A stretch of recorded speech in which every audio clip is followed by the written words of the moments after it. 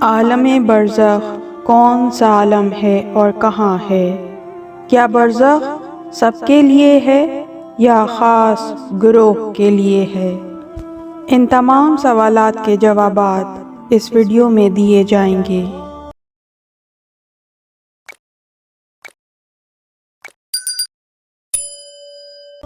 لفظ برزخ لغوی لحاظ سے دو چیزوں کے درمیان حائل چیز کو کہا جاتا ہے۔ اسی وجہ سے دنیا و آخرت کے درمیان قرار پانے والے عالم کو برزخ کہا جاتا ہے۔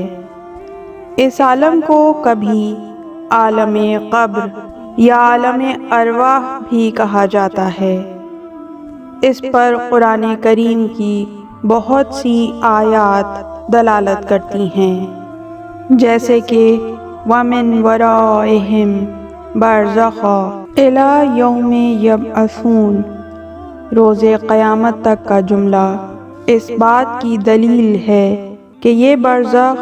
دنیا اور آخرت کے درمیان موجود ہے، نہ کہ انسان اور دنیا کے درمیان۔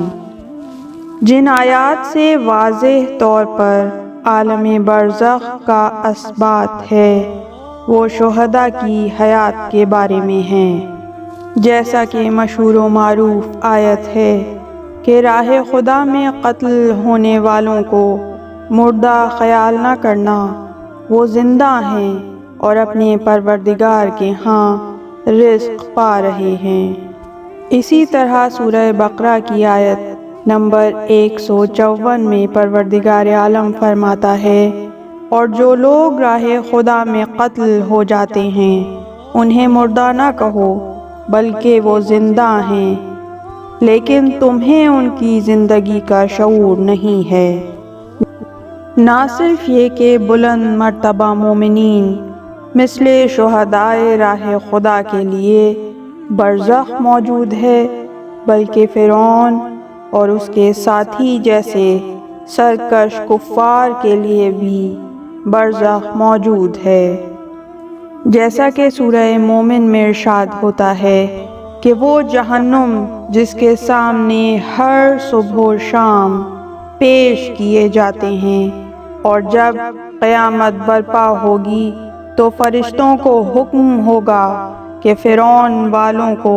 بدترین عذاب کی منزل میں داخل کر دو۔ اس بنا پر عالم برزخ کے موجود ہونے پر تو کوئی بحث نہیں ہے، لیکن اہم بات یہ ہے کہ وہاں کی زندگی کیسی ہے۔ اگرچہ اس سلسلے میں مختلف صورتیں بیان ہوئی ہیں، لیکن سب سے واضح اور روشن یہ ہے کہ انسان کی روح اس دنیاوی زندگی کے خاتمے کے بعد لطیف جسم میں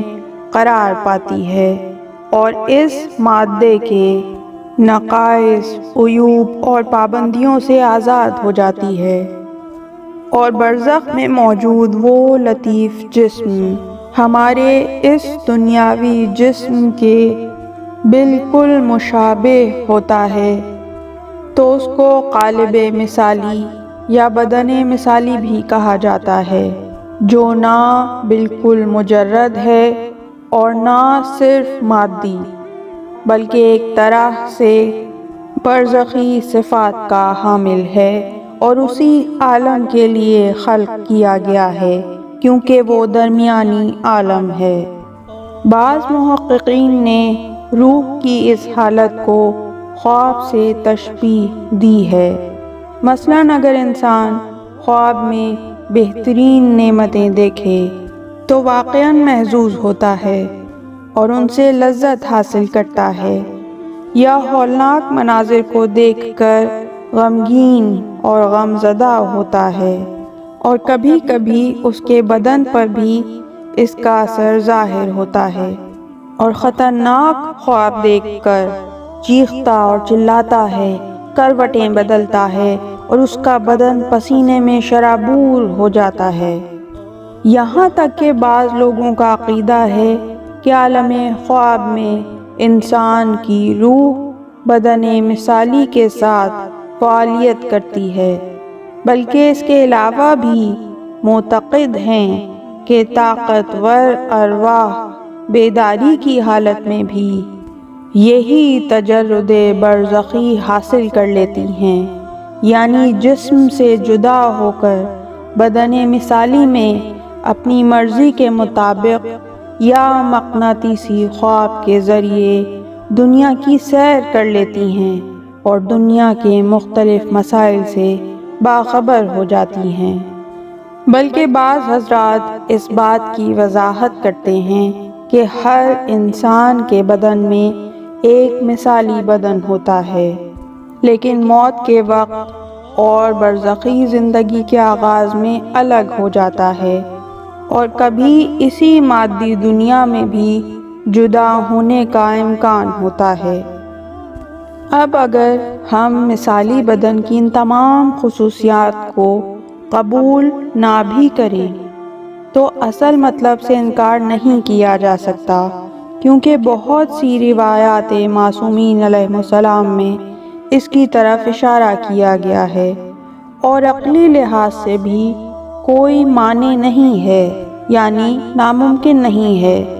کچھ لوگ اس غلط فہمی کا شکار ہو جاتے ہیں کہ بدن مثالی کے قائل ہونے کا مطلب یہ ہے کہ جیسے ایک روح کا مختلف بدن میں منتقل ہو جانے کا قائل ہو جانا۔ اس اعتراض کا جواب شیخ بہائی نے واضح طور پر پیش کیا ہے۔